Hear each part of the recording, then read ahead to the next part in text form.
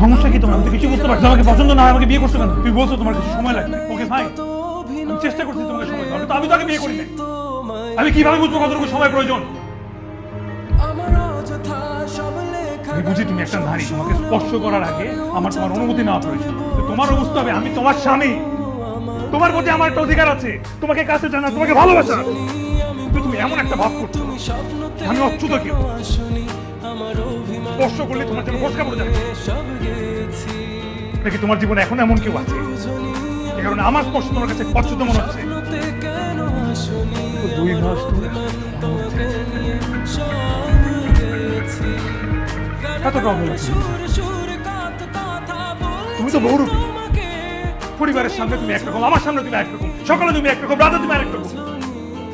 কাউকে কিছু বলতে পারছি না, সহ্য করতে পারছি না। কি শেয়ার করবো? আমার ওয়াইফ ইন্টিমেসি ভয় পায়। আমি সরি।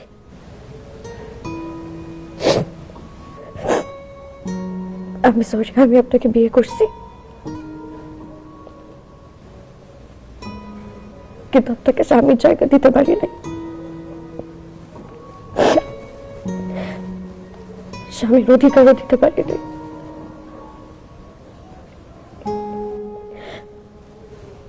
ভালোবাসতে পারি নাই, কাছে আসতেও দিতে পারি নাই।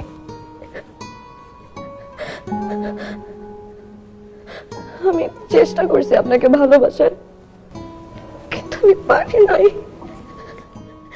আমি চেষ্টা করছি সবকিছু সহজ করার, কিন্তু সবকিছু সহজ করলেও আপনি যখন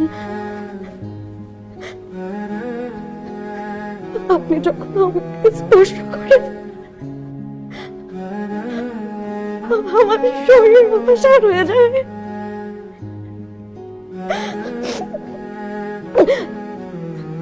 আপনি যখন আমাকে স্পর্শ করেন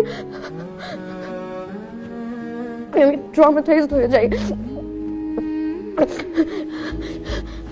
আমার অস্থির লাগে। আমি সরি, আমি আপনাকে বিয়ে করছি, আমি সরি, আমি আপনাকে মিথ্যা বলছি, কিন্তু আমি আপনাকে কোনোদিন হাজবেন্ডের জায়গাটা দিতে পারি না। আমি সরি, আমি মিথ্যা বলছি, আমি সরি, আমার সমস্যা।